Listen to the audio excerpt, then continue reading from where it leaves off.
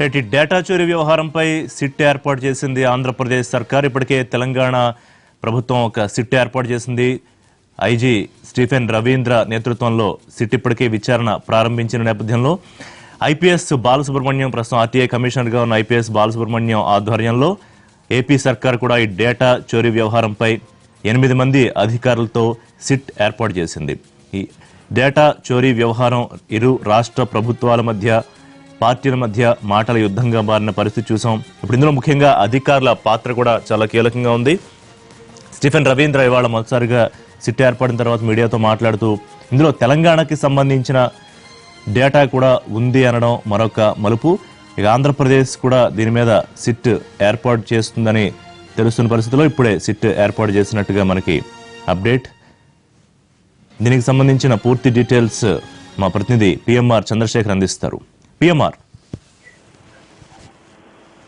ఋషి, కొద్దిసేపటి క్రితం అధికారికంగా ఏపీ ప్రభుత్వం జీవో కూడా జారీ చేసిన పరిస్థితి కనిపిస్తుంది. ఏదైతే డేటా చోరీ అంశానికి సంబంధించి మొత్తంగా తెలుగుదేశం పార్టీకి సంబంధించిన డేటాను పూర్తి స్థాయిలో చోరీ చేసే దిశగా తెలంగాణ పోలీసులు వ్యవహరించారు. దీనికి వైసీపీకి సహకరిస్తున్నారంటూ మొత్తంగా నిన్న రాత్రి దాదాపు ఇదే సమయంలో టీడీపీకి సంబంధించిన ఏపీ అధ్యక్షుడు కళా వెంకటరావుతో పాటుగా పార్టీకి సంబంధించిన ఇతర ముఖ్య నేతలందరూ కూడా వెళ్లి గుంటూరు రూరల్ ఎస్పీకి ఫిర్యాదు చేసిన పరిస్థితి. ఆ తర్వాత గుంటూరు రూరల్ ఎస్పీ ఆ కేసుని తుళ్లూరు పోలీస్ స్టేషన్ కి బదలాయించిన నేపథ్యంలో దీనికి సంబంధించి కరెక్ట్గా 24 గంటలు సమయం గడవక ముందే సిట్ ఏర్పాటు చేస్తూ ఏపీ సర్కార్ ఒక నిర్ణయం తీసుకుందాము. ఓవరాల్ గా చూసుకుంటే డేటా చోరీ అంశానికి సంబంధించి పూర్తి స్థాయిలో ఎంక్వైరీ చేయడంతో పాటుగా మొత్తంగా 9 మంది సభ్యులతో కూడిన సిట్ బృందాన్ని సీనియర్ ఐపీఎస్ అధికారి బాలసుబ్రహ్మణ్యం నేతృత్వంలో ప్రస్తుతం ఆయన ఈ ప్రగతి వంటి టెక్నాలజీకి సంబంధించిన ప్రాజెక్టులను పర్యవేక్షిస్తూ అంటే ప్రభుత్వం ఏర్పడినప్పటి నుంచి కూడా పూర్తిగా టెక్నాలజీ వ్యవహారాలకు సంబంధించి ఐపీఎస్ అధికారిగా వ్యవహరిస్తున్న బాలసుబ్రహ్మణ్యం పూర్తి స్థాయిలో నిమగ్నమై ఉన్న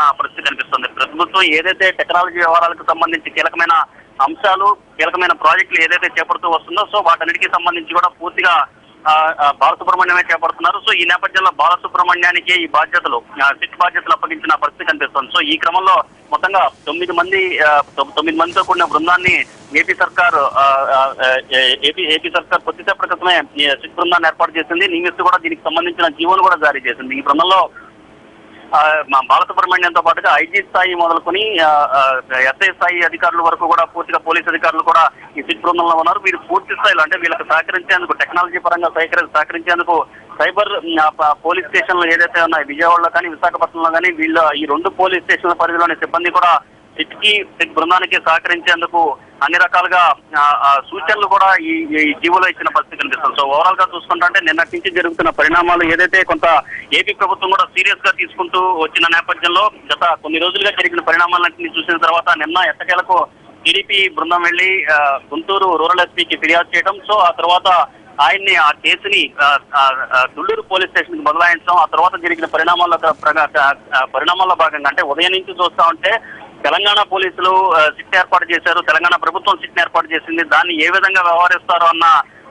అభిప్రాయాలు, చర్చ అంతా కూడా వాళ్ళ ఉదయం నుంచి జరుగుతుంది. సో ఈ నేపథ్యంలో ఒకవేళ తెలంగాణ పోలీసులు కొంత దూకుడుగా వెళ్లే క్రమంలో ఖచ్చితంగా ఏపీని టార్గెట్ చేసుకుంటూ, టీడీపీని టార్గెట్ చేసుకుంటూ వెళ్లే క్రమంలో అయితే ఖచ్చితంగా సిట్ వేసే దిశగా కూడా ఒక నిర్ణయం తీసుకోవాలని ఉదయం నుంచి కూడా చర్చ జరుగుతుంది. ఏపీ సర్కార్లో చర్చ జరుగుతుంది. అయితే తెలంగాణకు సంబంధించిన డేటా కూడా చోరీ అయింది చెప్పి ఎప్పుడైతే స్టీఫెన్ రవీంద్ర ప్రకటించారో, సిట్ నేతృత్వం వహిస్తున్న తెలంగాణ సిట్కి నేతృత్వం వహిస్తున్న స్టీఫెన్ రవీంద్ర ఎప్పుడైతే ప్రకటించారో సో టార్గెటెడ్గా ఏపీని లక్ష్యంగా చేసుకుని ఈ విచారణ జరుగుతోంది. అంటే ఇప్పటివరకు తెలుగుదేశం పార్టీ కావచ్చు, ఏపీ సర్కార్ కావచ్చు ఒక వాదన చేస్తుంది. ఏపీ ప్రభుత్వానికి సంబంధించిన డేటా చోరీకి గురైతే దానికి తెలంగాణ ప్రభుత్వానికి సంబంధించిన తెలంగాణ పోలీసులు ఏ విధంగా విచారణ చేస్తారన్న వాదన తెర మీదకు తీసుకొస్తున్న క్రమంలో తెలంగాణకు సంబంధించిన డేటా కూడా ఐటీ గిట్స్ సంస్థ చోరీకి పాల్పడింది అనే కొత్త విషయాన్ని తెర మీదకు తీసుకురావడం ద్వారా ఖచ్చితంగా ఇందులో కుట్రకోణం ఉందనే అనుమానం అయితే ఏపీ సర్కార్ అలాగే తెలుగుదేశం పార్టీ అనుమానిస్తున్న నేపథ్యంలో ఇక సిట్ నియామకానికి సంబంధించి ఎటువంటి ఆలోచన లేకుండా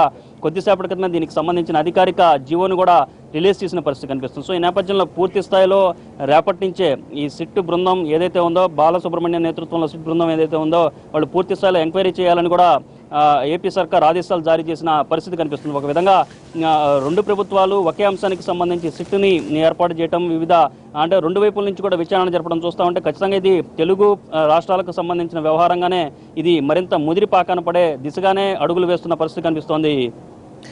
పిఎంఆర్ అదే మీరన్నట్టు ఒక అంటే కొంత కన్ఫ్యూజన్ వ్యవహారం. మొదట్లో ఇది ప్రభుత్వానికి సంబంధించిన డేటా కాదు పార్టీకి సంబంధించిన డేటా, అసలు తెలంగాణకి ఏం సంబంధం. ఇవాళేమో స్టీఫెన్ రవీంద్ర కొత్త మలుపు తిప్పారు, ఇందులో తెలంగాణకి సంబంధించిన డేటా కూడా ఉందని. సో ఇప్పటికే పార్టీల మధ్య రాష్ట్రాల మధ్య యుద్ధం వర్డ్ వార్ కాకుండా ఇప్పుడు పోలీసుల మధ్య కూడా వర్డ్ వారు మొదలయ్యే అవకాశం ఉందనిపిస్తోంది ఈ సిట్ తోటి. ఎందుకంటే ఇది పోటాపోటీ సిట్లుగా ఉన్నాయి. ఏమంటారు? ఖచ్చితంగా మీరు చెప్పినట్లుగానే రెండు రాష్ట్రాలకు సంబంధించిన అంశంగానే ఇది టర్న్ తీసుకునే అవకాశాలు అయితే చాలా స్పష్టంగా కనిపిస్తున్నాయి. ఎందుకంటే ఇవాళ స్టీఫెన్ రవీంద్ర ఎప్పుడైతే తెలంగాణ ప్రభుత్వానికి సంబంధించిన డేటా కూడా చోరీకి గురైంది అనే విషయాన్ని ఎప్పుడైతే ప్రస్తావించారో అప్పుడే ఏపీ సర్కార్లో కావచ్చు, ఏపీ ప్రభుత్వ పెద్దల్లో ఒక చర్చ అయితే జరిగినట్లుగా మనకి ప్రభుత్వ వర్గాల నుంచి అందుతున్న కీలకమైన సమాచారంగా తెలుస్తుంది. ప్రధానంగా చూసుకుంటుంటే మొన్నటి వరకు తెలంగాణ అంశానికి సంబంధించి, తెలంగాణ డేటాకు సంబంధించి, తెలంగాణ ప్రభుత్వానికి సంబంధించిన డేటా గురించి ఏమాత్రం ప్రస్తావించని తెలంగాణ పోలీసులు ఈ రోజు సడన్ గా తెలంగాణ ప్రభుత్వానికి సంబంధించిన డేటా కూడా చోరీకి గురైంది అన్న విషయాన్ని ఎలా తెర మీదకు తీసుకొచ్చారు. అంటే ఇప్పటి వరకు చూసుకుంటే ఏపీ ప్రభుత్వానికి సంబంధించిన డేటా చోరీకి గురైంది అన్న విషయాన్ని ఇప్పటి వరకు చెప్పుకుంటూ రావడం వల్ల ఇది ఏదన్నా మళ్ళీ ఏపీ జ్యూరిస్డిక్షన్ పరిధిలోకి వెళితే తమ జై దాటిపోతుందన్న ఉద్దేశంతోనే, అంటే మొత్తంగా తెలంగాణ ప్రభుత్వానికి సంబంధించిన డేటా కూడా చోరీకి గురైందన్న విషయాన్ని కనుక ప్రస్తావిస్తే అది ఖచ్చితంగా తెలంగాణ పోలీసుల జ్యూరిస్డిక్షన్ లోనే ఉంటుంది. కాబట్టి మొత్తం ఈ వ్యవహారాన్ని తమ గ్రిప్లో తమ గ్రిప్ దాటిపోకుండా ఉండేందుకు, గ్రిప్ పోకుండా ఉండేందుకే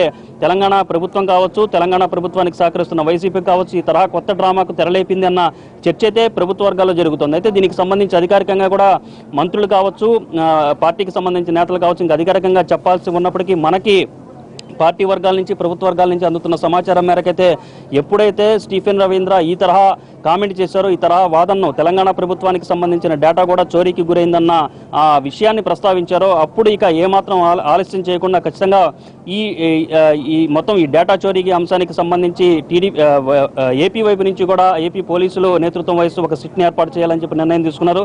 దానికి అనుగుణంగానే జీవో జారీ అయినట్టుగా కనిపిస్తుంది. మీరు చెప్పినట్లుగానే ఇది రెండు రాష్ట్రాలకు సంబంధించిన వ్యవహారము, రెండు రాష్ట్రాలకు సంబంధించిన పోలీసుల మధ్య కొంత వార్ జరిగే దిశగానే ఇక్కడ అడుగులు పడుతున్న పరిస్థితి కనిపిస్తోంది. Yes, PMR. Thank you for the updates.